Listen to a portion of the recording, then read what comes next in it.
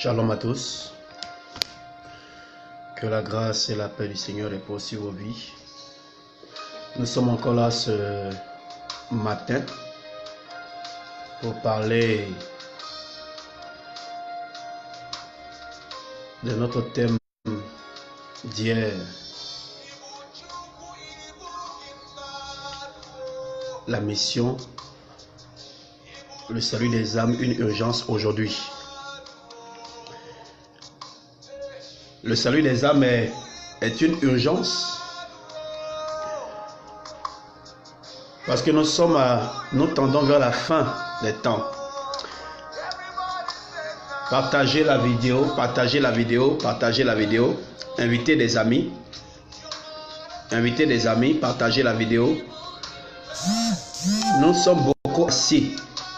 Nous sommes beaucoup assis pendant que les âmes autour de nous, pendant que le royaume des ténèbres gagne du terrain. Nous sommes beaucoup assis pendant que le péché afflue. Oui, bonjour maman Yaoré. Pendant que le péché afflue, pendant que le diable est en train de recruter des adeptes, en train de recruter des disciples, en train de recruter des âmes, nous sommes assis dans le confort dans nos assemblées. Abonnez-vous, connectez-vous,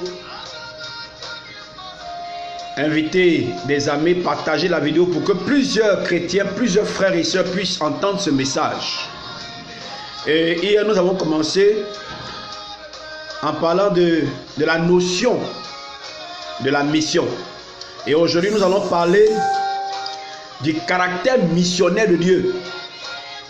Nous allons voir aujourd'hui que Dieu lui-même, notre Dieu créateur, notre Père, est lui-même un missionnaire. Depuis la création jusqu'à aujourd'hui et jusqu'à la fin du monde, notre Dieu est lui-même un missionnaire. Partagez la vidéo, partagez au maximum, autant que vous pouvez. Si vous voulez vraiment que le message puisse toucher plusieurs personnes, si vous voulez réellement que le message puisse changer la mentalité de chrétien, de quelqu'un, d'un frère, d'une sœur, partagez au maximum, partagez au maximum. Il ne faut pas garder ce message pour toi seulement. Et comme je le disais hier, souvent nous recevons de bonnes choses et nous gardons ça à notre niveau.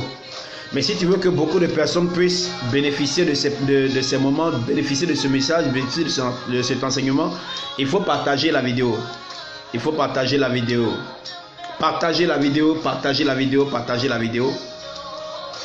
Et hier, nous avons parlé de plusieurs points concernant la mission, le salut des âmes qui est une urgence aujourd'hui. Le thème, je rappelle le thème, la mission, le salut des âmes, une urgence aujourd'hui. Une urgence aujourd'hui.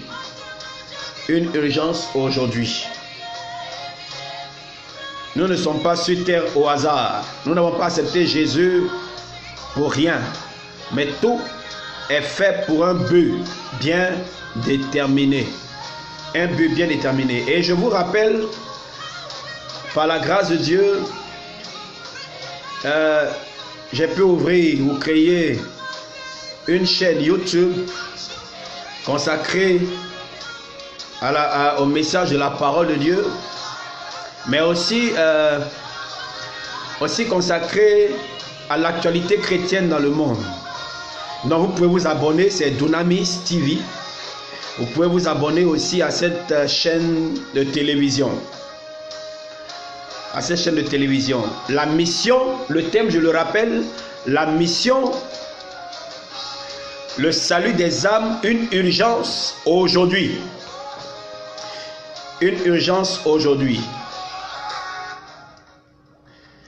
Seigneur, nous bénissons ton nom pour ces moments et nous te rendons toute la gloire. Nous te recommandons ces temps et nous prions que ce message puisse être un baume dans le cœur de chacun de nous, une motivation, une interpellation de chaque chrétien au nom de Jésus-Christ. Amen. Soyez bénis, soyez bénis, soyez bénis, soyez bénis. Shalom à chacun de vous. Que la grâce et la paix du Seigneur reposent sur vos vies. Pendant que nous partageons, nous communiquons ou nous dialoguons autour de ce thème, le salut des âmes, la mission, le salut des âmes, une urgence aujourd'hui. Et hier, nous avons parlé des éléments fondamentaux du service missionnaire. Et nous avons parlé, d'abord, premièrement, évangéliser les perdus. Et deuxièmement, enseigner les nouveaux croyants. Et troisième, établir des églises structurées. Et nous avons dit que beaucoup de chrétiens, nous avons perdu de vue cette notion première qui est évangéliser les perdus. Et nous avons dit hier, oui, shalom, shalom, homme de Dieu. Shalom, homme de Dieu. Pantomé Brice, que Dieu te bénisse. Et nous avons dit hier que nous oublions ce à quoi nous avons été appelés.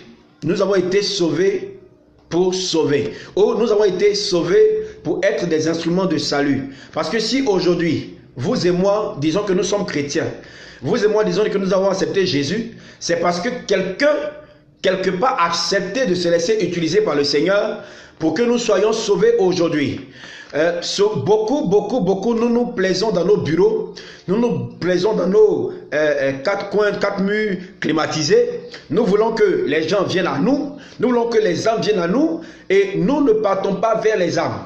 Et nous avons dit que chaque âme sauvée est un missionnaire.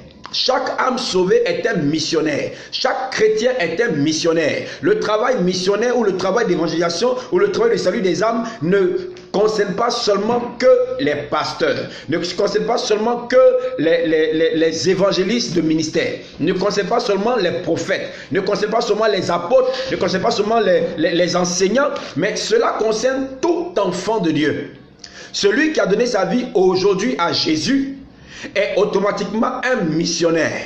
Parce qu'il a la responsabilité de communiquer autour de lui la parole de Dieu. De communiquer autour de lui l'évangile de Jésus-Christ. Il a la responsabilité d'envoyer aussi d'autres âmes à Jésus.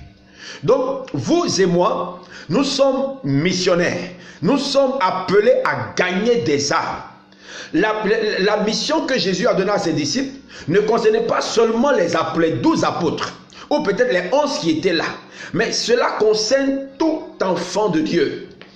Tout enfant de Dieu. Et normalement, en tant qu'enfant de Dieu, nous n'avons pas besoin que l'on nous motive forcément à évangéliser. Normalement, cela doit être automatique. Lorsque tu as reçu un trésor, tu voudrais aussi que les autres, que tes frères, puissent aussi bénéficier de ce trésor. Tu ne gardes pas seulement pour toi, mais tu veux que ceux qui sont autour de toi soient aussi heureux. Que ceux qui sont autour de toi puissent aussi jouir de cette bénédiction. Et vous savez, nous sommes tous enfants de Dieu. Nous sommes des technams du Seigneur. Nous sommes des enfants de Dieu. Nous sommes des enfants de Dieu. Mais parmi les enfants de Dieu, il y a les bébés spirituels et il y a ceux qui sont matures. Je parlerai de ces caractéristiques d'enfants de Dieu dans un autre enseignement. Mais vous comprenez, la Bible nous dit que aussi longtemps que le Fils est enfant, il ne se rend pas compte de son identité. Il ne se rend pas compte de ce qu'il est réellement.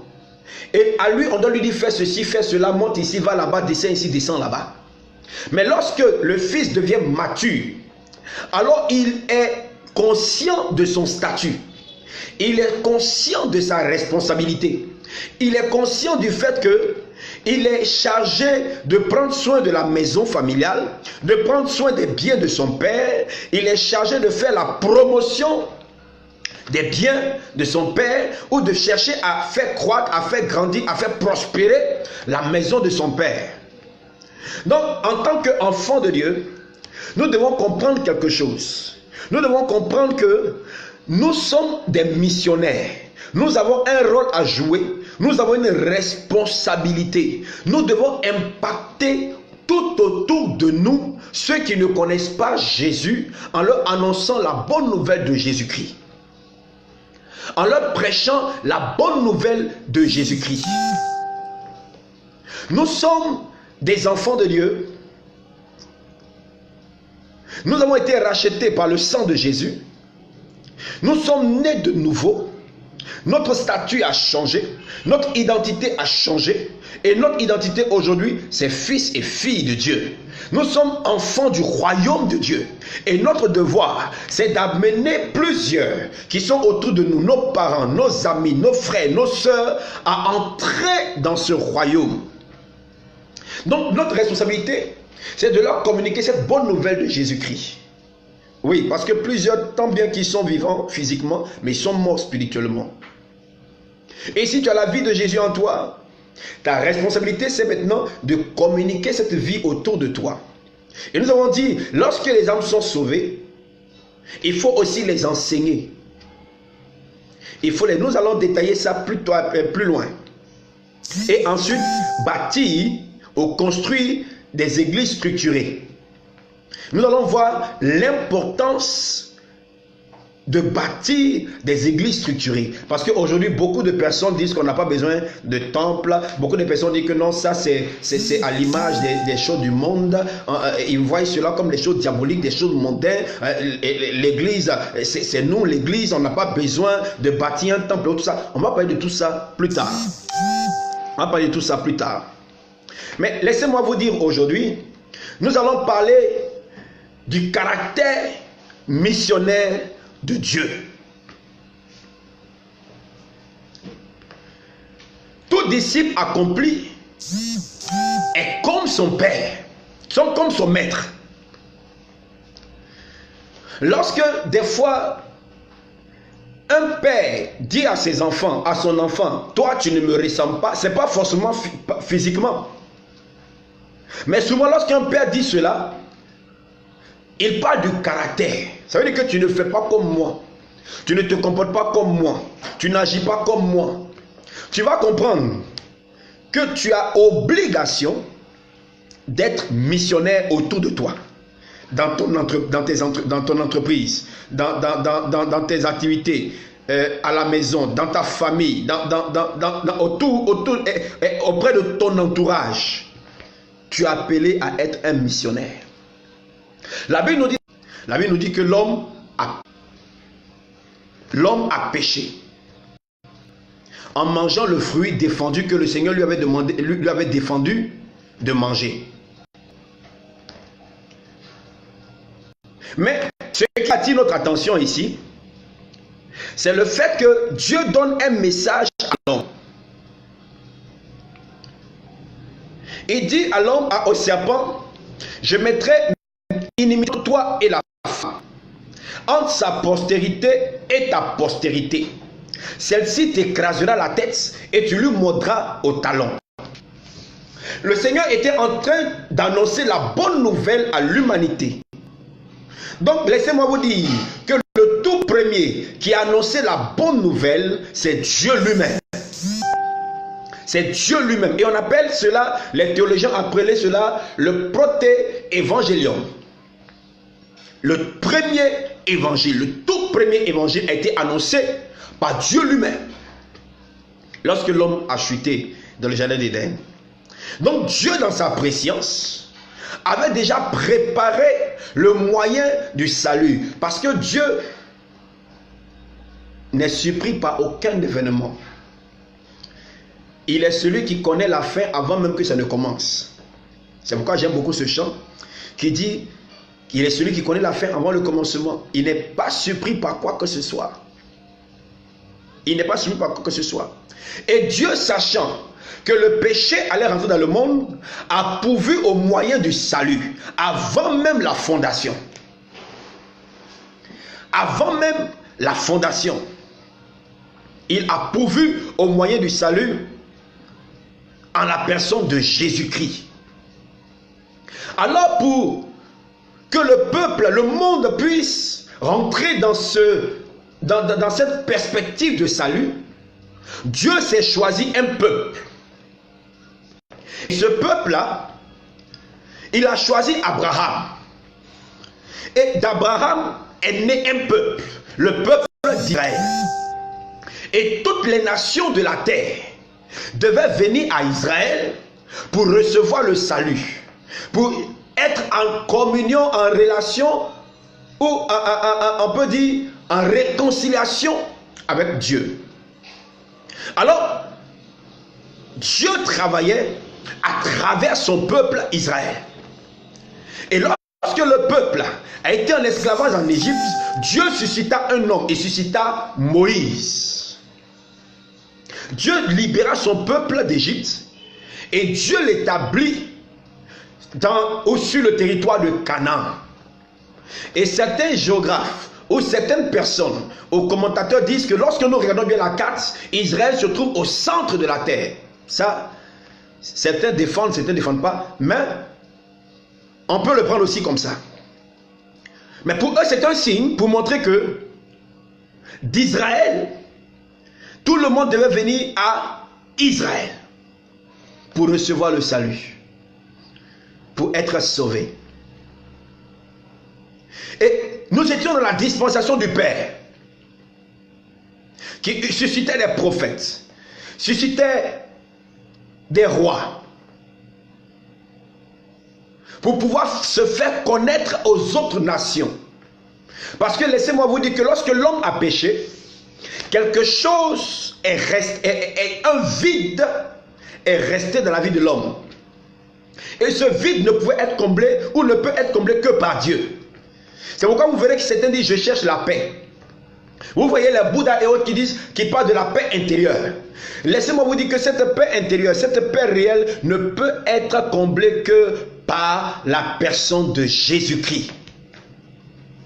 Et ce vide-là, c'est le manque de Dieu dans la vie des gens. Alors certains, pour pouvoir aller vers Dieu, se sont fait des dieux. Ils se sont fait des dieux. Et vous verrez dans certaines religions où on dit non, il y a tel Dieu, il faut aller vers tel Dieu, jusqu'à aller vers tel Dieu, aller vers tel Dieu pour trouver le grand Dieu. Lorsque vous allez dans le panthéon grec, c'est ainsi. Lorsque vous allez même dans le vaudou, il y a plusieurs dieux. Il faut aller vers ce Dieu, aller vers l'autre Dieu, qui verra l'autre Dieu, qui va voir l'autre Dieu et qui va voir le grand Dieu. Qu'ils appellent en vaudou Maougan, le grand Dieu. Mais lorsque vous voyez, même chez les Grecs, il était écrit sur une pierre à un Dieu inconnu. Donc tous savaient qu'il existe un Dieu suprême.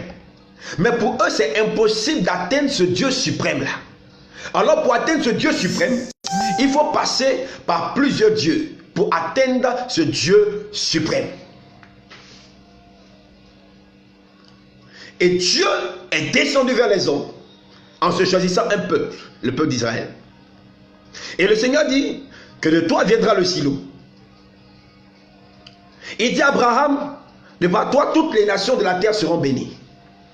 Et lorsqu'il disait cela, il faisait allusion au salut des nations. Parce que la plus grande bénédiction qu'un homme puisse avoir, la plus grande bénédiction que tu peux donner à un homme, c'est de lui annoncer l'évangile et qu'il reçoit Jésus. C'est le fait d'accepter Jésus. C'est la plus grande bénédiction qu'un homme puisse avoir sur terre.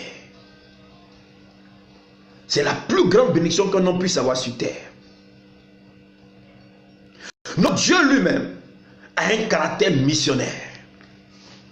Alors lorsque les temps furent accomplis, selon la préscience de Dieu, selon que les prophètes avaient annoncé, parce que depuis l'Ancien Testament, le Seigneur avait déjà à travers les prophètes annoncé qu'il viendrait le Sauveur, il viendrait le Messie, il viendrait loin de Dieu pour le salut de l'humanité. Et lorsque nous voyons, Jésus est venu.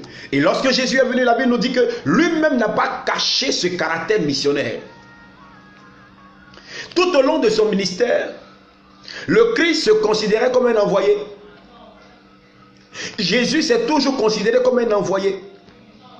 Et lui-même dit à ses disciples, de la même manière que le Père m'a envoyé, moi aussi je vous envoie. De la même manière que le Père m'a envoyé, moi aussi je vous envoie. Nous pouvons même lire dans le livre de Matthieu chapitre 10, le verset 40, il dit, celui qui vous reçoit me reçoit, et celui qui me reçoit reçoit celui qui m'a envoyé. Ça veut dire que Christ lui-même était un envoyé. Était un missionnaire. Parce que le missionnaire, c'est celui qui est envoyé. C'est celui qui est envoyé. Envoyé pour accomplir une mission. Envoyé pour accomplir une tâche. Envoyé pour faire une œuvre. C'est lui le missionnaire. Et Jésus dit, celui qui me reçoit, celui qui vous reçoit, me reçoit. Et celui qui me reçoit, reçoit celui qui m'a envoyé. Pour nous dire que Jésus lui-même, c'est toujours considéré comme un missionnaire. Vous pouvez voir cela aussi dans le livre de Luc, chapitre 10, verset 16. Dans le livre de Jean, chapitre 6, verset 44. Et Jean, chapitre 13, verset 20. Et lorsque nous regardons l'enseignement de Jésus, même ces enseignements étaient à caractère missionnaire. Toute la formation des disciples, toute la formation que Jésus a donnée à ses disciples a été une formation missionnaire. C'est une formation missionnaire. Et même la Bible nous montre qu'il les envoya 2 à 2. De temps en temps, Jésus les envoie. Il les envoie pour aller gagner des âmes, pour aller prêcher l'évangile, pour aller sauver des âmes. Avec le pouvoir de chasser les démons, de guérir les malades. Ils étaient en mission.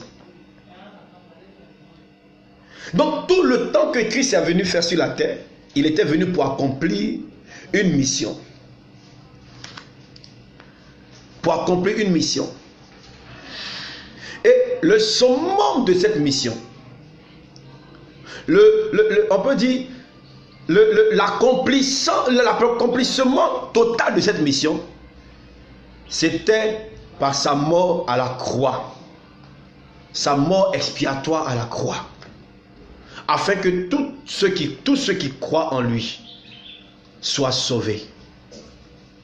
Afin que quiconque croit en lui soit sauvé. Car Dieu a tant aimé le monde qu'il a donné son Fils unique, afin que quiconque croit en lui ne périsse point, mais qu'il ait la vie éternelle. Donc même la mort de Jésus était une mission qu'il est venu accomplir. Il est venu accomplir. Donc nous voyons ainsi que notre Père, notre Dieu lui-même est un missionnaire. Notre Seigneur Jésus-Christ lui-même est un missionnaire. Lorsque Jésus partait, ses dernières recommandations étaient des recommandations à caractère missionnaire.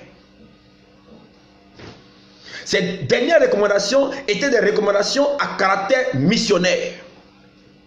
Il dit aux disciples, allez et faites de toutes les nations, allez, il les envoie.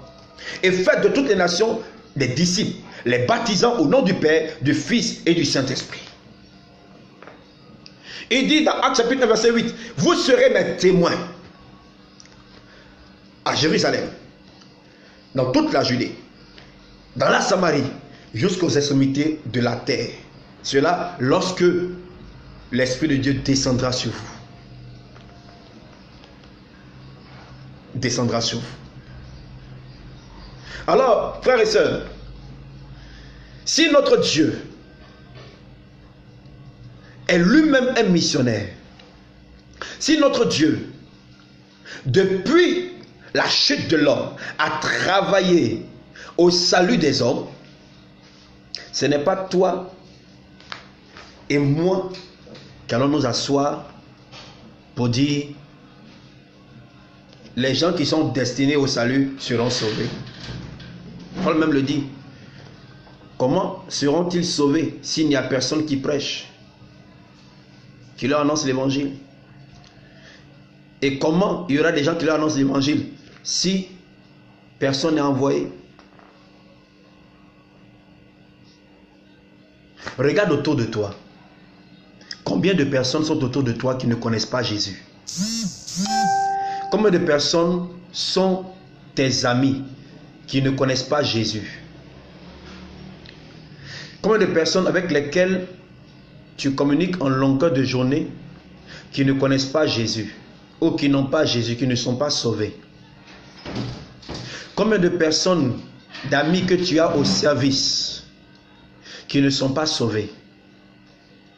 Lorsque vous regardez les autres, même le diable, le royaume du diable, mais actuellement, il travaille à se faire des disciples. Il travaille à se faire des disciples. Ces mystiques et autres se font des disciples. D'autres même infiltrent le milieu pour se faire des disciples. Le diable ne s'assoit plus. Le diable a redoublé d'efforts parce qu'il sait que ses temps sont comptés, ses jours sont comptés. Il sait cela. Il sait que nous sommes à la fin des temps. Alors il travaille dur. Il travaille dur. Mais regardez, pendant que le diable travaille dur pour se faire des disciples, pour se faire des membres, pour se faire des personnes qui vont avec lui en enfer, nous sommes assis. Nous sommes assis.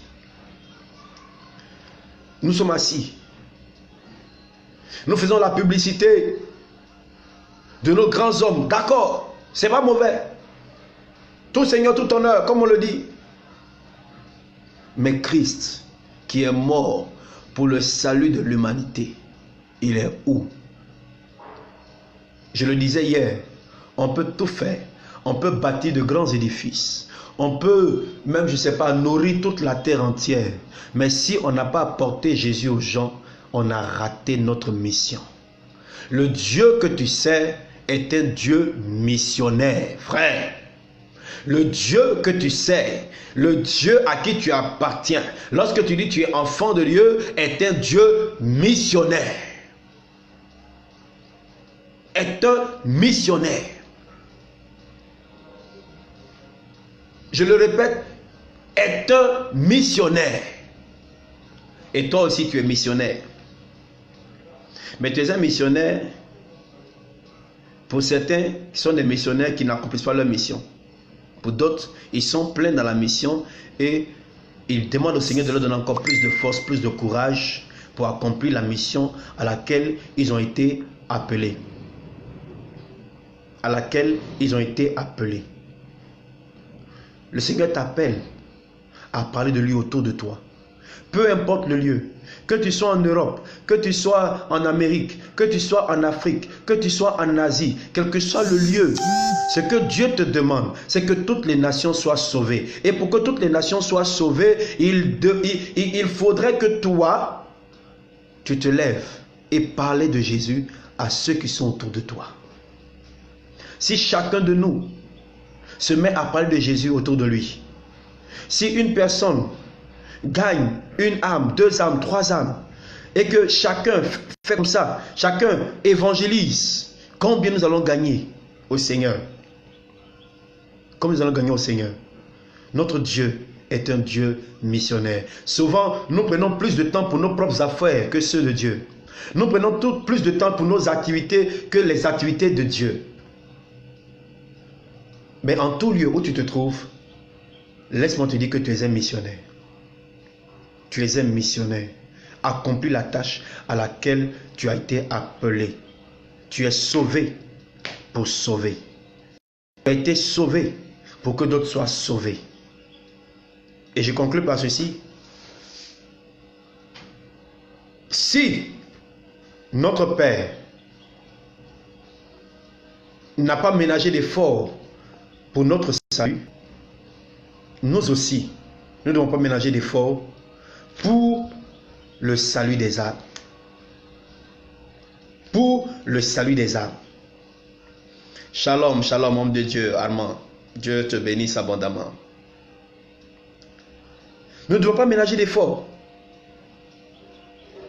Si Dieu a tout donné pour nous sauver, comme le dit un de mes professeurs, que je salue au passage, le révérend Sarah Mankou. Si Dieu a tout donné pour nous sauver, nous devons tout donner pour l'adorer. Et je pourrais aussi dire, nous devons tout donner pour le servir. Nous devons nous donner nous-mêmes pour la gloire de son nom et pour le salut des âmes. Que Dieu vous bénisse et que cette journée soit pour vous une journée de grande victoire, de percer, que les portes qui sont fermées devant certains soient ouvertes au nom de Jésus et que le Seigneur vous donne ce que votre cœur désire selon sa volonté au nom de Jésus-Christ. Ce soir, nous serons encore là pour parler de notre thème, la véritable onction. Dieu vous bénisse et partagez toujours la vidéo. Shalom.